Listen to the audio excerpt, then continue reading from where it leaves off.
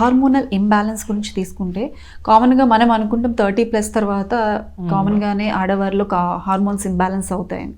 అంటే పర్టికులర్ ఏ ఏజ్లో ఈ హార్మోనల్ ఇంబ్యాలెన్స్ అని స్టార్ట్ అవుతుంది? అసలు హార్మోనల్ ఇంబ్యాలెన్స్ అంటే ఏంటి? సో మనకు బాడీలో హార్మోన్స్ అనేవి కెమికల్ సబ్స్టాన్సెస్ అందరిలో, ఆడవాళ్ళలో, మగవాళ్ళ అందరిలో సబ్స్టాన్సెస్ అనేవి రిలీజ్ అవుతూ ఉంటాయి. సో దీనివల్ల ఏంటంటే మన బాడీ యొక్క మెటబాలిజము, మన బాడీలో ఉన్న ఆర్గన్స్ ఫంక్షన్ అవ్వడానికి హార్మోన్స్ అనేది చాలా అవసరం. సో ఆడవాళ్ళు మాట్లాడుకుంటే estrogen hormone, progesterone, thyroid, testosterone, ఈ హార్మోన్స్ అంటే ఇంకా చాలా రకాల హార్మోన్స్ ఉంటాయి.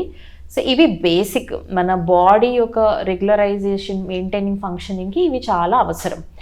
సో ఈ ఈస్ట్రోజన్, ప్రొజెస్ట్రాన్ హార్మోన్స్ అనేవి ప్రాపర్ లెవెల్స్లో ఉండడం అనేది చాలా చాలా అవసరం.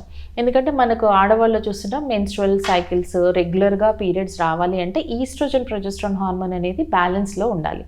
సో ఎనీ ఇంబ్యాలెన్స్ వచ్చిందనుకోండి ఈ హార్మోన్ లెవెల్స్లో, ఈ ఇంబ్యాలెన్స్ వల్ల పీరియడ్స్ ఇర్రెగ్యులర్ అవ్వడము అవన్నీ చూస్తుంటాం. ఇదే కాకుండా థైరాయిడ్ హార్మోన్ కూడా ఏదైనా ఎక్కువగా ఉన్నా తక్కువగా ఉన్నా కూడా మనం హార్మోనల్ ఇంబ్యాలెన్స్ అవి చూస్తూ ఉంటాం.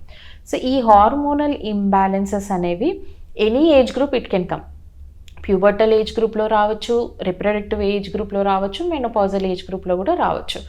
సో ఈ PCOD problem is the most common thing మనం ఈ మధ్యలో చూస్తున్నాం. పాలిసిస్టిక్ ఓవేరియన్ డిసీజ్ అంటాం. అదేంటంటే హార్మోనల్ ఇంబ్యాలెన్స్. సో మన ఫీమేల్స్లో కూడా టెస్టోస్టెరాన్ మేల్ హార్మోన్ కొంత మోతాదులో ఉంటుంది. పీసీఓడీలో ఏంటంటే ఇంబ్యాలెన్స్ అయిపోయి మేల్ హార్మోన్ ఎక్సెస్ అవ్వడం వల్ల ఎక్కువగా ఉబకాయం, ఒబేసిటీ అవ్వడము, ఎక్సెసివ్ హెయిర్ గ్రోత్ రావడం, పీరియడ్స్ ఇర్రెగ్యులర్ అవ్వడం అనేది చూస్తూ ఉంటాము. సో ఈ ఇర్రెగ్యులర్ పీరియడ్స్ వల్ల ఇన్ఫర్టిలిటీ సమస్య కూడా ఈ పీసీఓడి ప్రాబ్లంలో వచ్చే అవకాశం ఉంది. సో మెయిన్గా ఈ ఇంబ్యాలెన్స్ రావడానికి కారణము ఒబేసిటీ. బాగా మనది ఎక్కువ వెయిట్ ఉన్న వాళ్ళు చాలా వరకు ఇంబ్యాలెన్సెస్ చూస్తుంటాం.